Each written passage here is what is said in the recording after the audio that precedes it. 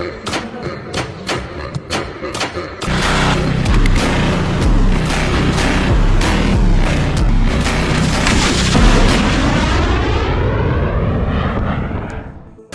و درود به ملت عزیز و رشید ایران. نیمه شب گذشته شاهد تجاوز وحشیانه رژیم جنایتکار صهیونیستی به تهران و شهرهای دیگر از کشور بودیم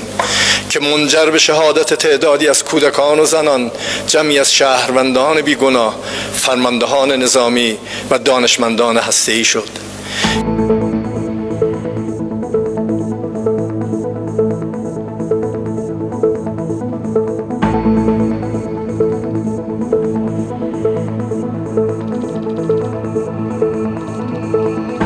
قيح بانديرا إسلاماويت ريبابليك إيران تسقيل لهم أتي قيح بانديرا دماوي قبر مرسي وين نزتفت أمامت كعتي عاص فيتاو ملاش نمهب ناي مودات الدول بانديرا إيرانوين يوم بالمخنيات تتلعب زلو كينات إيران إسرائيل زوبا ملو نابحاوي كغيرو كم زخليم بحزيو تسقي زلم إسرائيل بهاندبت ناب عربي عبزو قحليت زفت أمتو معبلاو متكعت نفرتيم نعالم كزرار بعيلم حزون يغص لي زلم أتا معليا زيبولو ميسالات مكلاخل عير ميسالات تكنولوجيات كللا عيرن علني تبل إيران كندي زعكل كمي نمتكعتات إسرائيل بغليل تساتحا أزرار بخين لهم يغنبر إسرائيل أبوشت جزعتات إيران سورات مشتراويان زبحالو تابعتات سيتويشن رومات ويدمام درونات زتكوسلو مأخلات عداليا كمسن حتي زقلت سلام يغنبر زي مأخلات تابعتات نيوكلير إيران علما زقبرم نايلو مليت متكعت إسرائيل ناي بحقي كاب إسرائيل سبقسام عسرتات جيتات ديان كجورو أكيلن حيل مكلخال عير كمي جيرو كحلفن حيل مكلخال عير إيران كمي جيرو كحلفن يخل أزرار بخين قصيلهم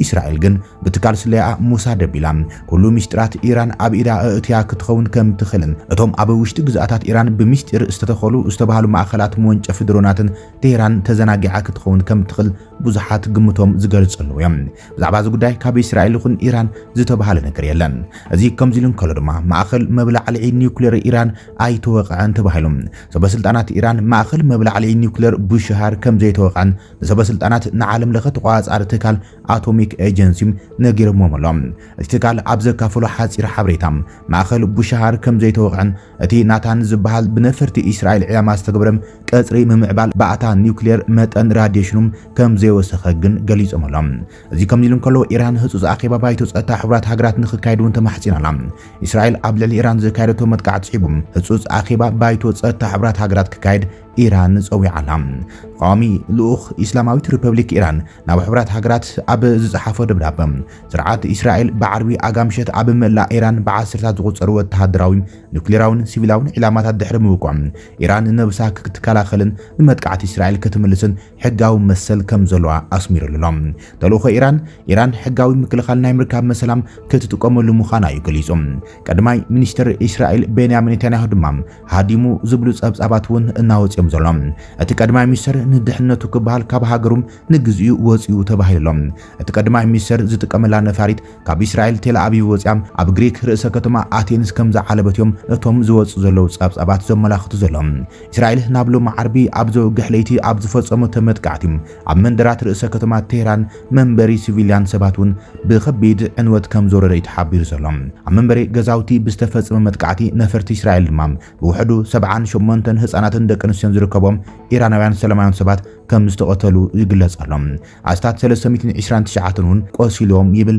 ጸብጻብ ፍራንስ 24 ብውሕዱም 6 ሳይንቲስታት ኒውክሌር ውን ተቀቲሎም እዮም 3 ቀንዲ ኣዘዝቲ ሰራዊት ኢራን ውን ተቀቲሎም እዮም ኢራናውያን ቁጥዖም ኣብ ልዕሊ መንግስቶም ምስማዕ ጀሚሮም ኣሎም ቁጥዐ ኢራናውያን እዚ ኩሉ ተዓጢቕናን ተዳሊናን ምሕድናይ ሰበስልጣናትን ጀነራላትን መንግስቶም ከድሕኖም ከም ዘይከኣለ ብምግላጽ ኣብ ልዕሊ እስራኤል ሙሉእ መጥቃዕቲ ክፍጸምን ሰበስልጣናት ቴህራን ናብ ዘተ ክቐርቡን ከም ዘይብሎም እናጸዊዖም ዘሎም ፕሬዚደንት ኣሜሪካ ዶናልድ ትራምፕ ንፈላማይ ማዕበላዊ መጥቃዕቲ እስራኤል ኣብ ልዕሊ ኢራን ስዒቦም ኣብ ዝሃብዎ ርእይቶም ኢራን ዘለዋ ኩሉ ቅድሚ ምጥፍኦም ናብ ስምምዕነት ክትመጽእ ኣለዋ ኢሎም ኣሎም እቲ መጥቃዕቲ እቲ ዝነኣሰን መጀመርታን ምዃኑ ብምግላጽ ኢራናውያን ኣብ ኢዶም ዘሎም ክስእኑ ምዃኖም ዘጠንቀቐ ዶናልድ ትራምፕ ቅድሚ እዚ ምዃኑ ግን ኢራን ብቐጥታ ናብቲ ጠረጴዛ ክትመጽእ ከም ዘለዋ እዮም ጸዊዖም ዘሎም ፕሬዚደንት ኢራን ማስዑድ ፔዜሽኪያን ነቲ ግዲ ዘይብሉ ዝበልዎ መጥቃዕቲ ኣብ ልዕሊ ኢራን ንእስራኤል ዘጣዓስ ግብረ መልሲ ክህብሉ ምዃኖም ተሓኒሞሎም እቲ ፕሬዚደንት ህፃናት ደቂ ኣንስትዮ ሳይንቲስታትን ወተሃደራውያን መራሕትን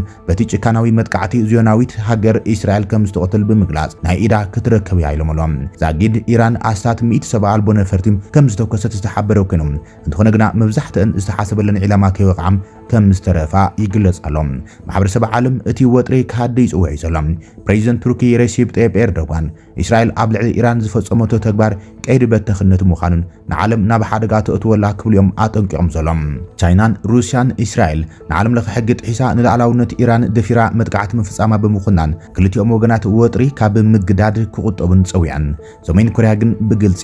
ንኢራን ዘድሊ ኩሉ ወተሃደራዊ ሓገዝ ክትህባ ምዃናን በይና ከም ዘይኾነትን እያ ንጊራታ ዘላ እዚ ከምዚ ኢሉ እንከሎ ድማ ፓኪስታን እውን ኣብ ጥቓ ኒውክሌራዊ ቦታታታም ነፈርቲ ውግእ ኣዋፊራላ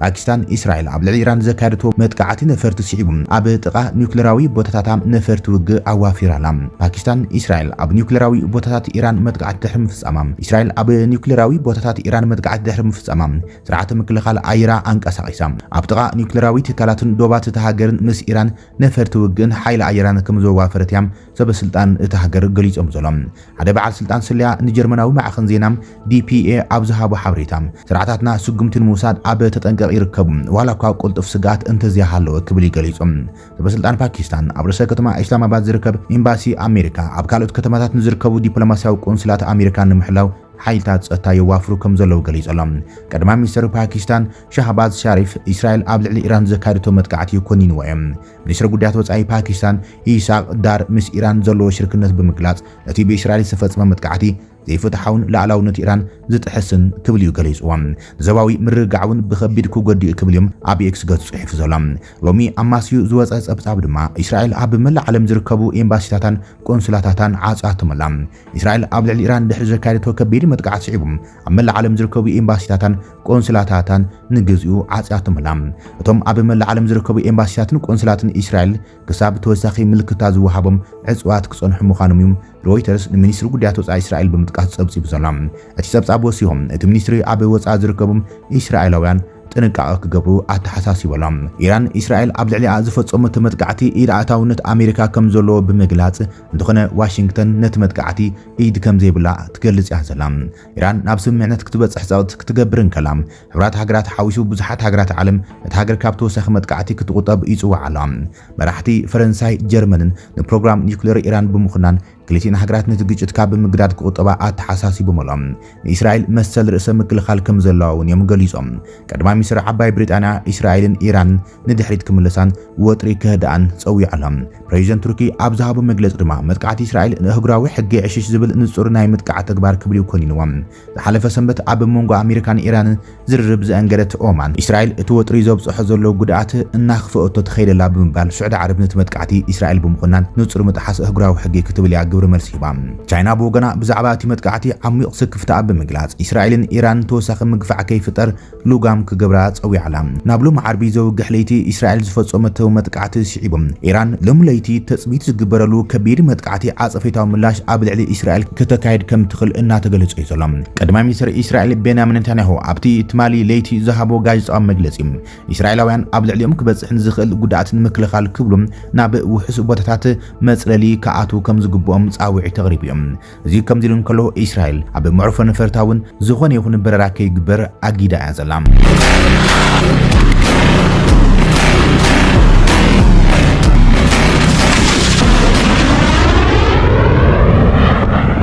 مؤید خوی جنایتکارانه رژیم نامشروع صهیونیستی است که موجودیت خود را بر پایه اشغال و تجاوز و کودک کشی بنا نهاده است.